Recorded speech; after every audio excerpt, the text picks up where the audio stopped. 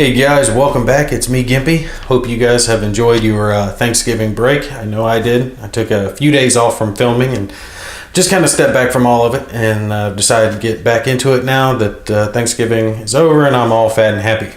I'm here with a quick review for you today of Multiman Publishing's Day of Days, of which I've come to think of as Game of Games, because this is a very large box, has a bunch of maps, it has 8 counter sheets, it has just a buttload of material in it, and in effect it is multiple games in a single game box.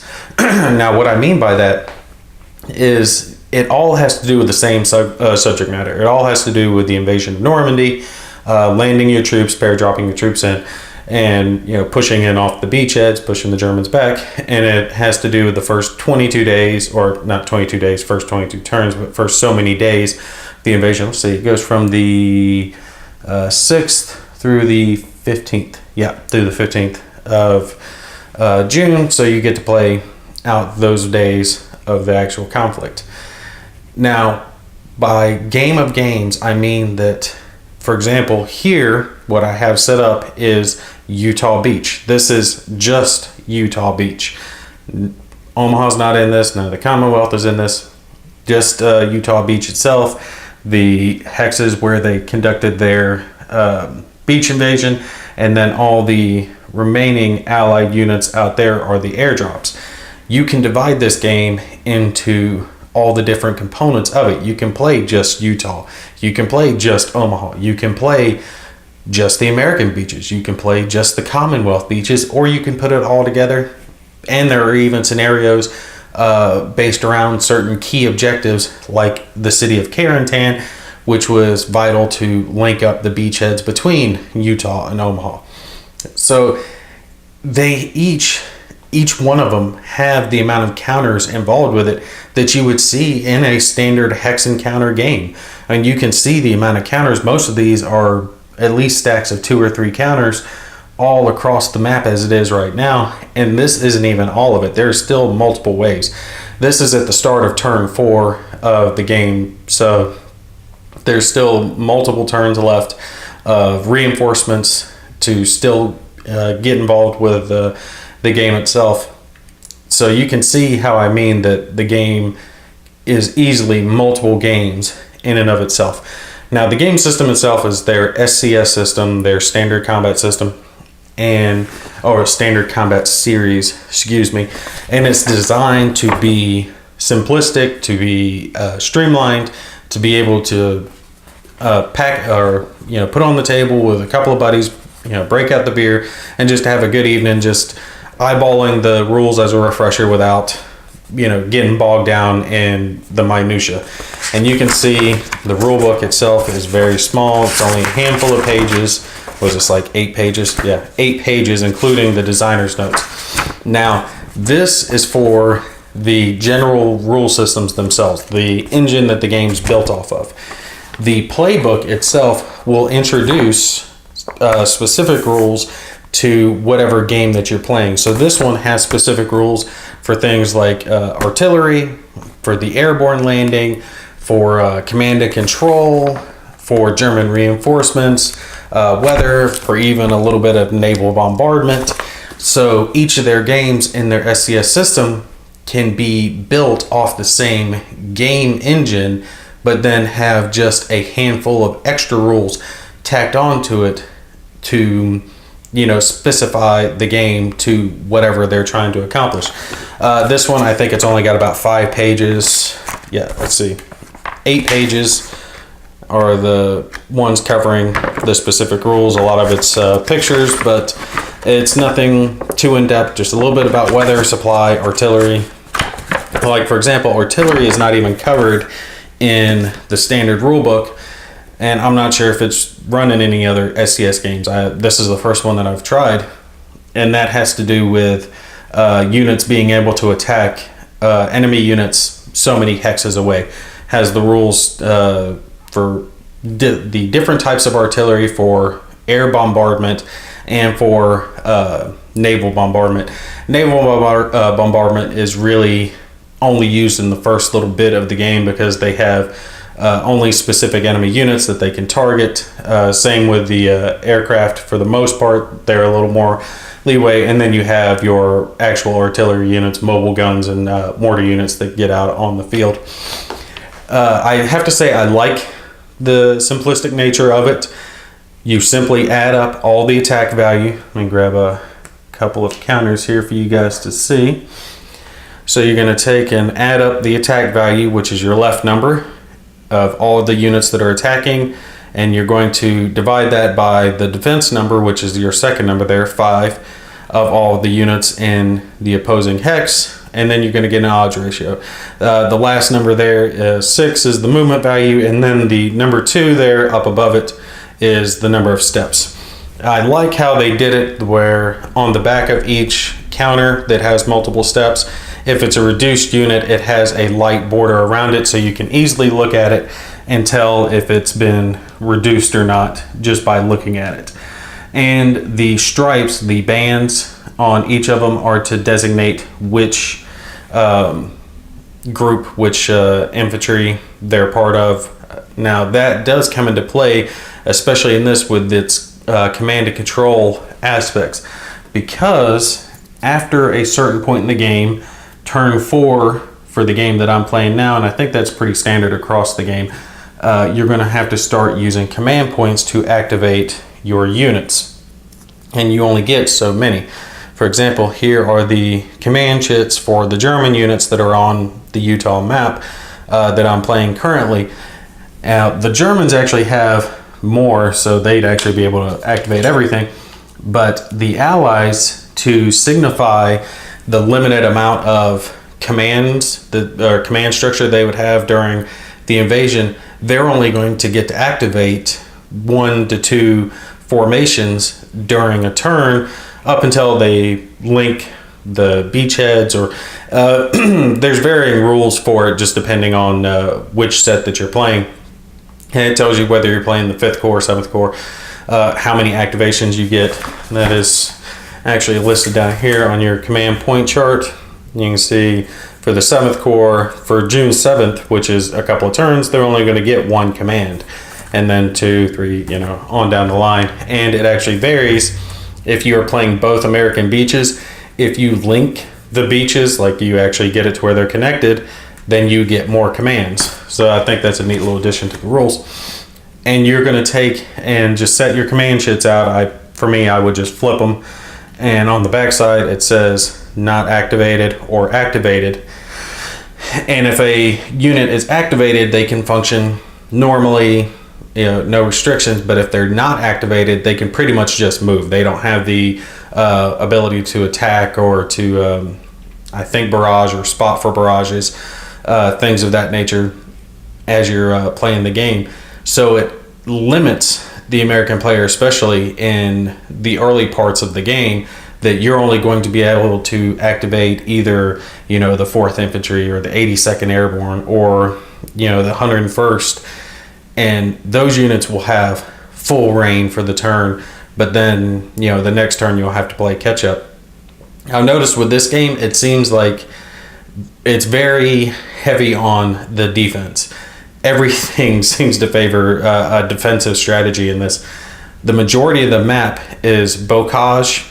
I know it's a little hard to see in the way, I'm not going to zoom in too close on it, but these are clear hexes right along here, and then, of course, you got flooded and swampy, but these goofy looking green camouflage looking hexes are bocage, and there's heavy and light bocage, but all of those cause a left shift in the combat ratio, which, your little combat table here, it goes from 1 to 3 up to 5 to 1, and it's causing it to shift left, and the majority of the map is bocage. So it kind of favors the Germans in having a defensive posture, gaining certain key routes. For example, in my game, I had the Germans take and kind of pin in around here, around Carentan, around the access points, because there's only a few bridgeheads and roads leading down, and that ensures that they maintain their chain of supply and it forces the Americans to kind of bottleneck as they're heading that way. So it has a lot of strategy to it for a game that is light on the rules. I hope you guys are getting what I mean by that. There is depth to it. There is an actual tactical feel to the game as far as all the choices that you're making. Another thing that you have to consider is around the edge of the map there are letters in red circles, and this is one of the things that kind of did bother me a little bit. It took me a while to figure out what that actually was referring to, because it wasn't specifically referenced in it. It just kind of said it like it knew what you were talking about. They're lettered A, B, C, D, E, F, on down the line around the map. And it continues on, and that's where German reinforcements come from. So you're going to take and look in your playbook, which looks like a, chemistry book from college or something to that effect, because it is a little pain in the butt to keep track of. But it's going to tell you what order reinforcements are going to come in for the Germans and the Americans. But on that turn, they'll take and come in through those, and the Germans do have the ability to shift them around, but it causes them to be delayed. Let me give you a quick overview of how the game is played real quick, and then I'll show you a couple of the player aids and give you my overall thoughts. All right, on the front of the player book, it's got your turn sequence. The Allied player is going to go first, followed by the German player. Some of the German action will be done during the Allied player's turn. Now, the thing about this is this turn sequence is not followed in the first couple turns of play. There's a special set of rules to do specifically with the beach landing and the airdrops that were performed. After you get done with the first couple of turns, then it actually starts to get into a normal turn structure at that point, where you're moving all your units and attacking and exploiting things of that nature. First couple of turns, though, when you're dropping your paratroopers, for example, they're not going to get to have full range of actions. They're not moving, they're not attacking, they have to stay within a certain range of their landing zones. Pretty much you're focused on just the beachhead here, the actual waves coming in. All right, weather's going to affect things like your airstrikes, your air bombardment. It doesn't play a huge role in the game, but it does have some effect on it. Reinforcement is going to be, for both players, bringing your troops onto the board. For the Allied player, that's going to be airdrops and landings. The airdrops are primarily going to be done on the first turn, and then the remainder is going to be on the fourth turn, because during the airdrop phase of the first turn, you're rolling off on not only the location that they're going to end up on the map, but whether or not they take step loss and whether or not they're going to be dispersed. If they're dispersed, they'll come back on turn 4 with a step loss, and they'll be part of your reinforcements. They'll appear within a certain landing zone. It's to represent all the confusion and the mass bad drops that were occurring during that time period. Kind of think of Band of Brothers, where all the guys were kind of meandering around and getting back together in groups. That's how it's working. They'd reform themselves back up, get back with their chain of command. So many turns into the game, you get a small little bit of reinforcement depending on how many were dispersed during your initial drops. Road march, think of it as like your strategic move. If you start on a road and you end on a road and things like that, you can move extra hexes. It's just like a strategic move during other games. Disorganized in this game has to do with being barraged by artillery or air bombardment. It causes your units to reduce all their stats, basically their attack, their defense, and their movement is cut in half. And that can be exacerbated if the unit is also out of supply, because that also cuts down their stats. So you can be cutting stats of cutting stats. So it's a good idea to, just like any combat situation, take and barrage your opponent to cause them to become disorganized and then attack them, because you've reduced their stats. And for the American player, that is almost a requirement. Allied barrage phase, German barrage phase are going to be conducted back to back. And with that, you're going to have units such as this one here. When you look at it, the number on the left is no longer its attack, it's its barrage rating. And you have to roll equal to or less than that to cause a hit, and then you have the chance to cause a kill on the opponent depending on your barrage itself. If it has a yellow in it, like this one does, it's considered to have a higher barrage level and can kill a unit on a 4 or higher instead of a 5 or a 6 or higher. And then that small little number there above the 2 is the range. So this unit can actually fire 16 hexes out. That's a neat little addition that I like that they made to the game, is there is that artillery fire. So as you're moving along, you want to make sure and keep your artillery in a safe place, but you want to barrage the enemy before you make your assaults to hopefully cause them to be disorganized so you can assault through their positions. All right, after you do your barrage is your just normal combat phase.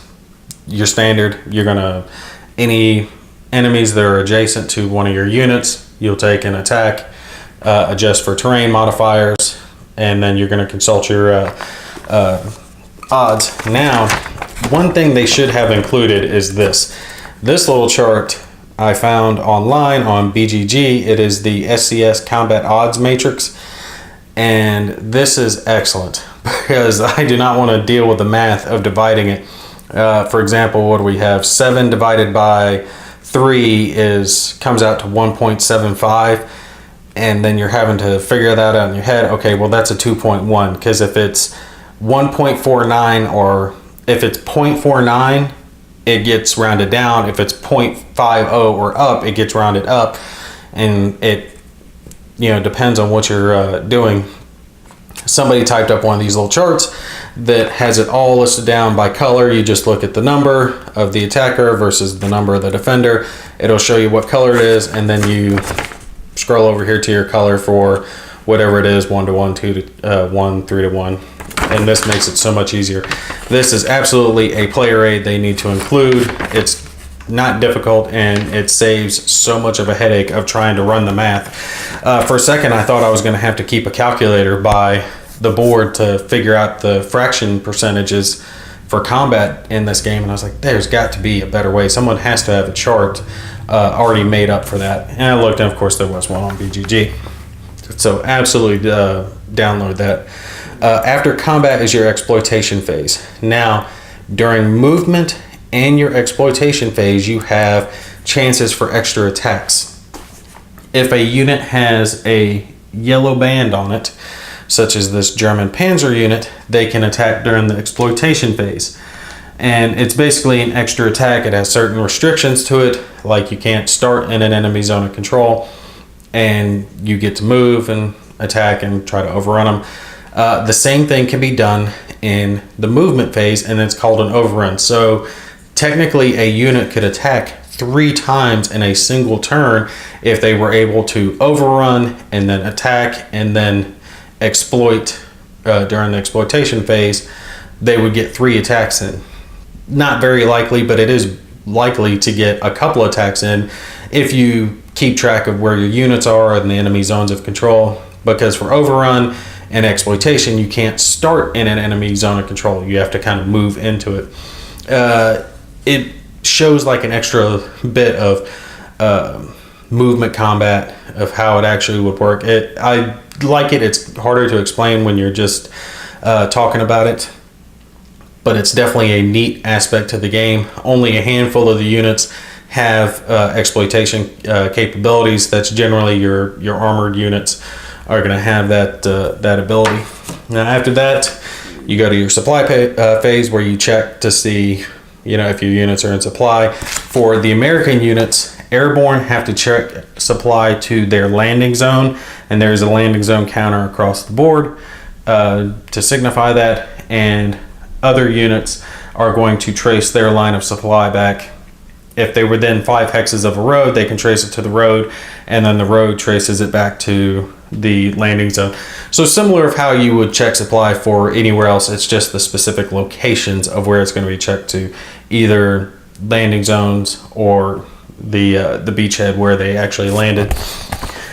At that point, you'll get into the German phase, which is reinforcements, road march, movement, combat, exploitation, and supply. Same thing. The only difference is the barrage for the Germans is done in the Allied phase.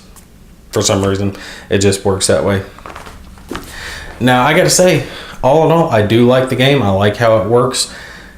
One thing that I've added to it is my little beads that you guys have seen me use in other games. I will take and say, for example, this unit's moved. I will take and put a bead on it to mark it as moved. And then once that movement phase is over for whatever side is going, I'd mark the rest of that faction's units with beads. And then when I'm doing the next phase, say it's the combat phase, I will take off the beads as I do the unit. So that way I'm marking them and then unmarking them for the next phase to keep track of which ones I've already activated at that point. Since the backside of the units is the reduced side, you can't just flip them over to keep track of it that way. Some people do like the idea of turning them sideways to keep track of whether or not they've activated it, but you can have so many units stacked in one hex, and the hexes are a little small that they get kind of packed in together. You can see, especially here at the landing, you can see how many units are stacked in there. There's 3 counters, 3 counters, 3 counters, just a bunch in each one of the hexes. So it'd be kind of hard to trying to turn them each round. Even with tweezers, they're kind of falling all over the place. It's much easier if you have something small you can mark them with and just pull them off as you go by. All in all, components for the game, very nice, massive amount of counters. The thing about the components that I do like and don't like has to do with the player aids. What I do like, they come with player aids that have pictures of the units. This made it extremely easy to set up the Germans as I was taking and getting the board ready, because right here underneath each one of the units, it lists down exactly where it goes. All right, when you're setting up whatever map it is.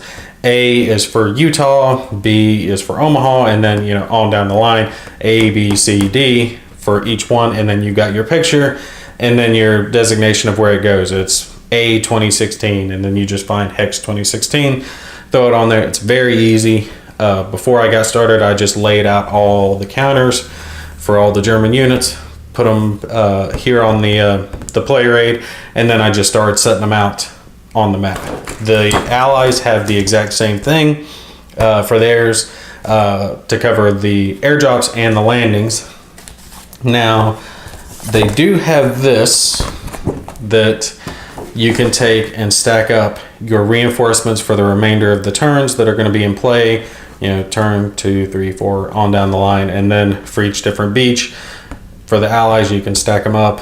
The German reinforcements that are going to come in, you can stack them up for however they're going to go. What the game lacked was player aids that help with the actual game itself.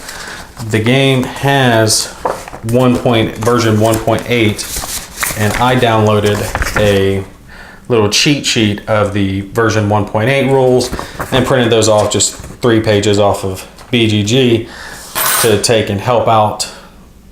This is kind of like my player aid for the rules, all right?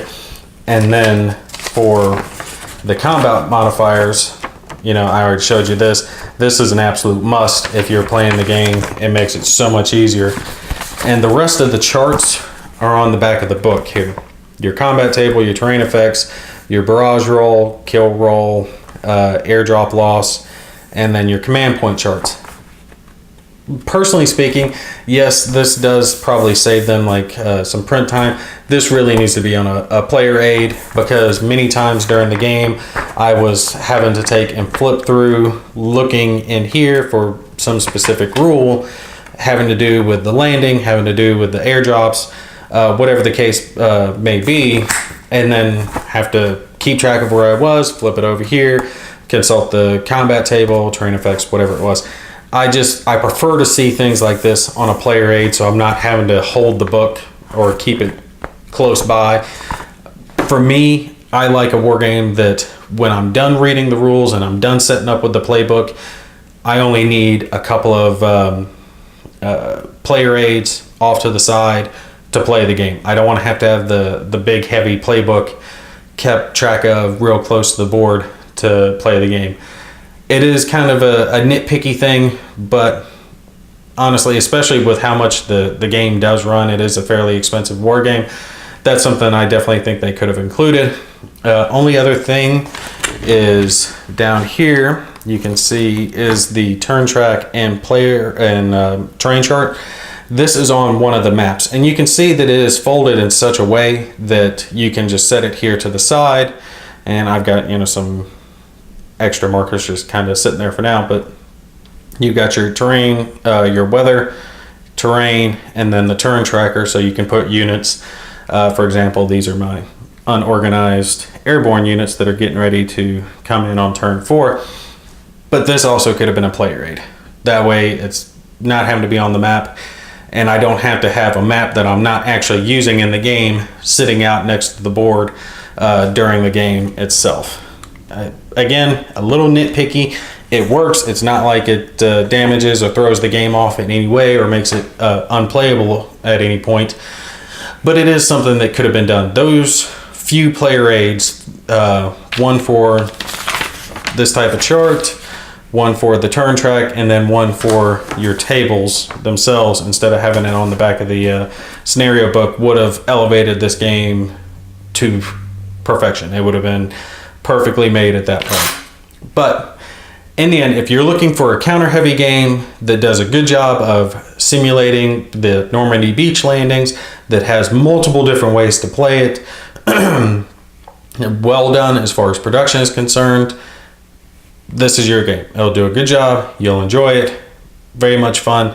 I'll tell you, one of the only reasons I'm not doing a playthrough of it is just because it's so long. I've been playing it over the Thanksgiving break, and I have so many other things lined up to get done that my long playthrough table is pretty much taken up right now by Unconditional Surrender. If I didn't have that one going, this one would be on it. I'll tell you, because I would love to get the extra maps down to the table, especially the Utah and the Omaha Beach, and play through both of those to see if I could link up the Allied landing.